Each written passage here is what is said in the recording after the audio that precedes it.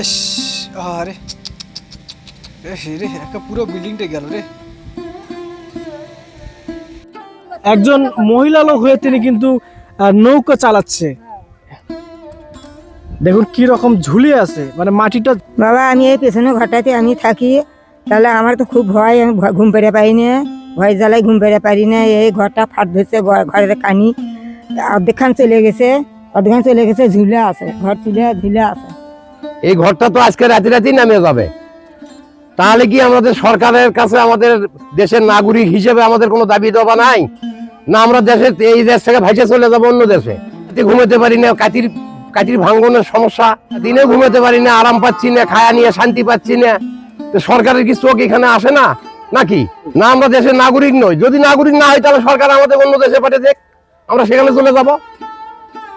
এখানে নিয়ে এত টেনশন আমরা কেন করব? খাওয়া নাই, নেওয়া নাই, আরাম নাই, ঘুম নাই। এই যে আজকেই তো এটা নেমে যাবে, এটা তো আজকেই নেমে যাবে, আজকেই এই বাড়িটা সবটা নেমে যাবে। এখানে তো সরকার খালি শুধু আমাদের খালি মানে ধাঁধাবাজি দিয়ে আমাদেরকে ঘুম করে ঠান্ডা করে রাখতেছে। দেশের নেতার অভাব নাই, বহু নেতা, তারপরে কাজ হচ্ছে না, কাজ হচ্ছে না। এই জিনিসগুলো তো একদম একেবারে সরকারের চোখে পড়া উচিত। বাড়ি চলে যাচ্ছে, আবার ঘর যাচ্ছে, বাড়ি ঘর যাচ্ছে, ঘুম হয় কেমন করে?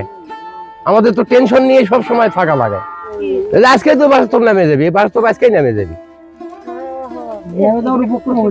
হ্যাঁ গেছে, নিজ পাকে গেছে। আমার গোল ঘর ইটি ছিল, থাকা ঘর উঠি ছিল, ছোল শুদ্ধে ঘর শুদ্ধে আমি নদীত পড়ে গেছি। তারপরও ছোলেরা ছোলক আমার তুলছে, তারপরও ফির ছোলে একদিন নদীত পড়ছিল, ছোলের জন্য আমু নদীর ঝাঁপ দিছি, আমি জীবনের দিক তাকাইনি। তারপর আশেপাশে মানুষ আসে আমার বাচ্চাকে উদ্ধার করছে, আমাকে উদ্ধার করছে। আমি তো কবারই পাচ্ছি না, আমার তো ভেতর থেকে তো হুড়কে নেগে কামড়া আসিচ্ছে, আমি বলতে পারছি না। ওই ওখানে যা ছোল বিনের থোপ ধরে আসছিল, ছোলের গায়ের ওপর ঝাঁপ দিছি আমি জীবনের দিক। দেখুন একেবারে নদীর সাথে লেগে গেছে এই ঘরটা। দেখুন এই যে কখন না জানি ভেঙে পড়ে যায়। আমি যদি ওই পাশটা একটু ঘুরে ঘুরে আপনাদেরকে দেখাই, আপনাদের গা শিউরে উঠবে। তো চলুন ভিডিওটা স্কিপ না করে আমার সাথে থাকুন, আমি ওই পাশে গিয়ে আপনাদেরকে বিস্তারিত দেখানোর চেষ্টা করব। বাড়িটা ভাঙতে ভাঙতে কী রকম অবস্থা হয়েছে দেখুন। এই যে এটা কিন্তু সদ্য সরানো বাড়ি, এই যে সদ্য সরানো ঘর, এই ঘরটাকে অপসারণ করা হয়েছে। এই যে দেখুন,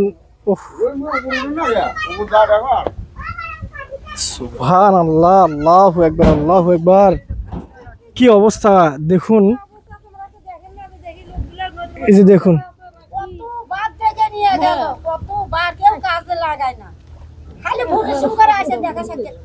দেখুন বাড়িটা ভাঙতে ভাঙতে কি অবস্থা হয়েছে দেখুন। দেখুন এই যে এই ঘরগুলো সদ্য সরানো হয়েছে, এই যে দেখুন এখানে সদ্য সরানো হয়েছে। আমি যদি আপনাদেরকে ওপর থেকে একটু দেখানোর চেষ্টা করি, তারা প্রতিনিয়ত এই বাড়িটা ভাঙতেই থাকে। আপনারা দেখুন এই দৃশ্যটা দেখুন, এই যে নদীর খরস্রোতে ঘর ভেঙে যাচ্ছে। দেখুন এই যে এই বাড়িটা কিন্তু সদ্য সরানো হয়েছে, এই যে বাড়িটা, এই ঘরটা সদ্য সরানো হয়েছে। তারা কতটা ঝুঁকির মধ্যে থাকে আপনারা একটু খেয়াল করুন। আমি সরকারের কাছে করজোরে অনুরোধ করব, আপনারা গাইবান্ধার কিশোরগঞ্জে অন্তত আপনারা একটু দেখুন। এই যে দেখুন এখানে কিন্তু প্রচুর পরিমাণ খরস্রোত নিচ দিয়ে কিন্তু ভেঙে যাচ্ছে। আর উপরে দেখুন এখানে কিন্তু একটা ঘর, এই যে দেখুন একটা ঘর। এখানে কিন্তু আমি ঘরটা যে ভালোভাবে দেখাবো, এখানে যাওয়ারও কোনো স্কোপ নাই, স্পেস নাই। এই দেখুন ঝুলে আছে, কি অবস্থা। এই যে দেখুন এই ঘরটা কিন্তু সদ্য সরানো হয়েছে। আর দেখুন এই ঘরটা হয়তো আজকালের মধ্যেই পড়ে যেতে পারে। আপনারা একটু ভালোভাবে খেয়াল করে দেখুন, নিচ দিয়ে কিন্তু খরস্রোত বয়ে যাচ্ছে, আর ওপরে কিন্তু এই ঘরটা। আমার মনে হচ্ছে না যে একদিন এই ঘরটা টিকে থাকতে পারবে। এই দেখুন একদিন টিকে থাকা সম্ভব নয় একেবারেই। এই যে দেখুন কি অবস্থা। যখন নদীর নদীর পানিটা যখন আরো বেশি কমবে, তখন কিন্তু বেশি খরস্রোত হবে। খরস্রোত হলে কিন্তু নদী আরো জোরে ভাঙে, মানে প্রতিদিন কয়েক ফুট করে। দেখুন তারা কিভাবে কত কষ্টের সাথে জীবিকা নির্বাহ করে। এখানে দেখুন একজন মহিলা লোক হয়ে তিনি কিন্তু নৌকা চালাচ্ছে। দেখুন একজন মহিলা লোক হয়ে নৌকা চালাতে হচ্ছে তাকে, তারা কতটা কষ্টের সাথে জীবনযাপন করতেছে। দেখুন তারা প্রতিনিয়ত তাদের যে গবাদি পশুগুলো ছিল সেগুলো কিন্তু ওই পারে রেখে আসে, যে এপারে রেখে আসে, চারণভূমিতে রেখে আসে। তারা অতি কষ্টে দিন পার করতেছে। একে তো প্রতিনিয়ত তাদেরকে বাড়িঘর ভাঙতে হচ্ছে, দ্বিতীয়ত তাদের যে গবাদি পশুগুলো ছিল সেগুলো কিন্তু তারা ঠিক মতো লালন পালন করতে পারতেছে না। দেখুন তারা কতটা স্ট্রাগল করে যাচ্ছে নৌকা চালিয়ে, তারা ওই পারে যায়। এখানে মেয়ে মানুষের যে কষ্টটা আমি দেখলাম, এই যখন এখানে ফাট ধরছে, মানে আমি যে জায়গায় দাঁড়িয়ে আছি এই জায়গাটা কিন্তু রিস্কের জায়গায় আমি দাঁড়িয়ে আছি, কখন না যেন আমি সহ নদীতে পড়ে যাই। দেখুন তাদের বাড়ি ঘরে কি অবস্থাটা। আমি আপনাদেরকে যদি নিচ থেকে একটু দেখানোর চেষ্টা করি, আমি আশ্চর্য হয়ে গেছি যে তারা কিভাবে স্ট্রাগল করতেছে, কতটা কষ্টের সাথে দিন পার করতেছে। এই যে এই জায়গাটা দেখতে পাচ্ছেন, এই জায়গাটার যে একটা ঘর ছিল সেটা কিন্তু সদ্য সরানো হয়েছে। এই জায়গা দেখুন, দেখুন প্রত্যেক দিন কয়েক ফুট করে নদী ভাঙতেছে, কয়েক ফুট। আমি এই পাশ থেকে ওই ঘরটা একটু দেখানোর চেষ্টা করি। দেখুন ওই যে ঘরটা আপনারা দেখতে পাচ্ছেন, একটু জুম করে আমি দেখানোর চেষ্টা করি। দেখুন ওইটা কিন্তু একেবারে ভেঙে গেছে। দেখুন মানে একটা করে স্পেস নেই, ওই পাশটা দেখুন একেবারে একটা করে স্পেস নেই। আমি কাছে গিয়ে আপনাদেরকে দেখাবো।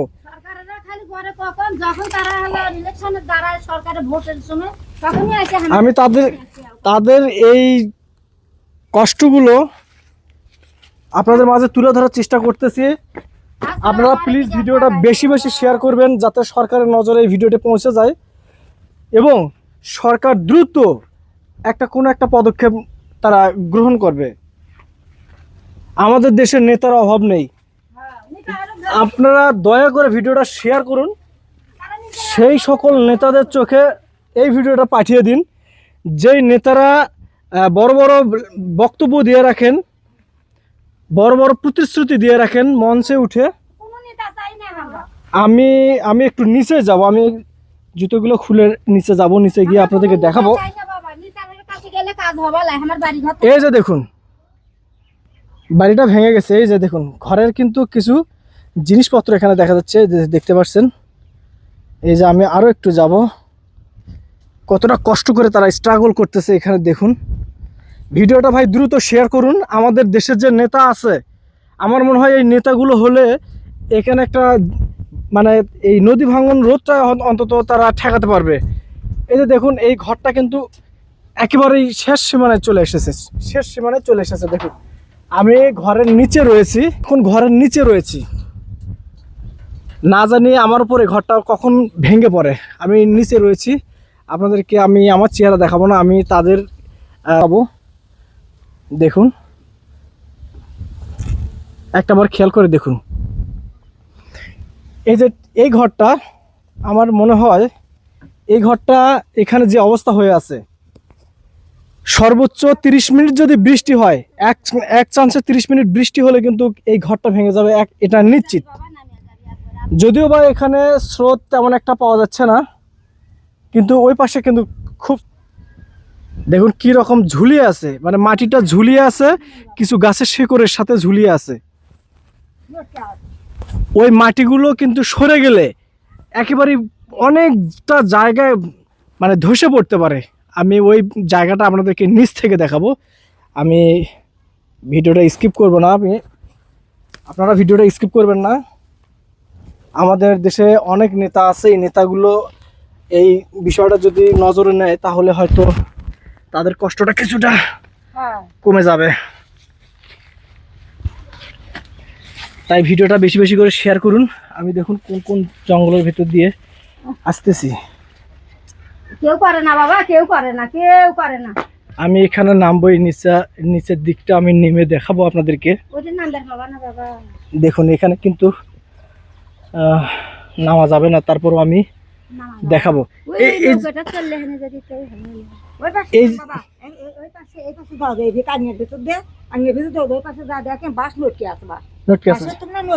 আচ্ছা ঠিক আছে, আমি যতদূর পারি সম্ভব তো দেখানোর চেষ্টা করব।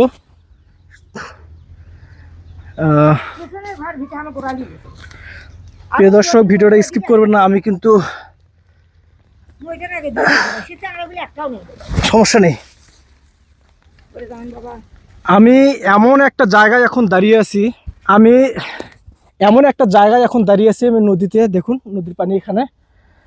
আর এখান থেকে যদি আমি তাদের ভিটাটা দেখাই, এটা কত উপরে এবং কতটা ভাঙনে ভেঙে যাচ্ছে, কতটা খরস্রোত বয়ে সেই বাড়ি ভিটাটুকু ভেঙে যাচ্ছে, আমি সেটা এখন দেখাবো আমার চেহারা।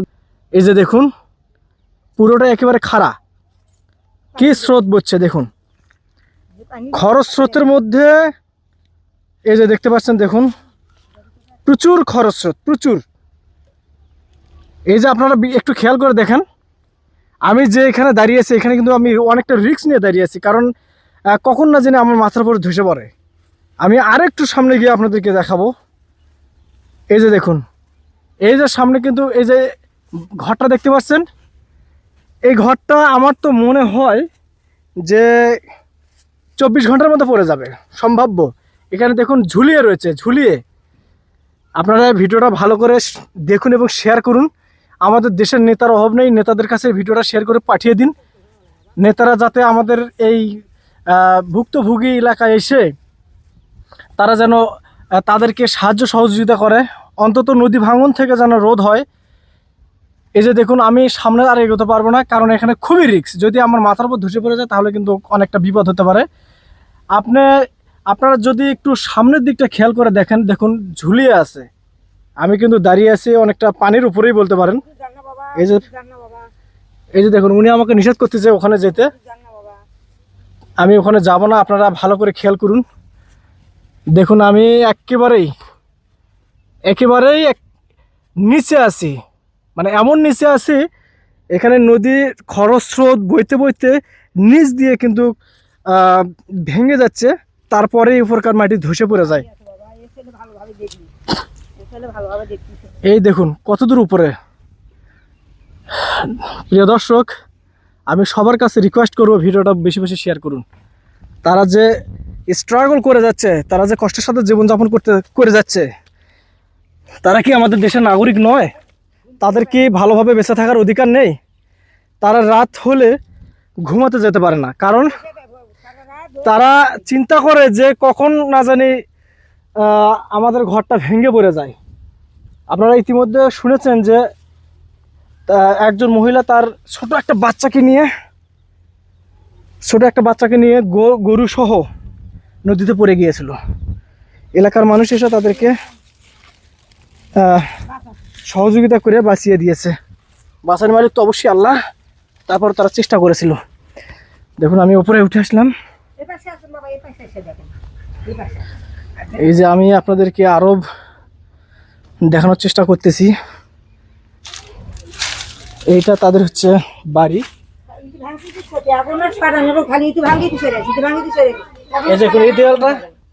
এই দেয়ালটা কিন্তু একসময় ঘর ছিল, ঘরের দেয়াল ছিল। এই দেয়ালটা একসময় ঘরের দেয়াল ছিল, তারা শুধু ভাঙ্গার কারণে ভাঙ্গে আর সরে আসে। দেখুন এখন কোনো সরানোর জায়গা নেই, কারণ পেছনে তাদের কোনো জমি নেই। এই বাচ্চাদের, ছোট সোনামণিদের কষ্ট হয় না? এরা নদীতে পড়ে যাওয়ার ভয় থাকে না?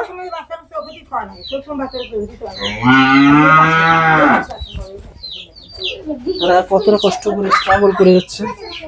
আমার কিন্তু শরীরের অবস্থা একেবারে যাতা অবস্থা হয়েছে।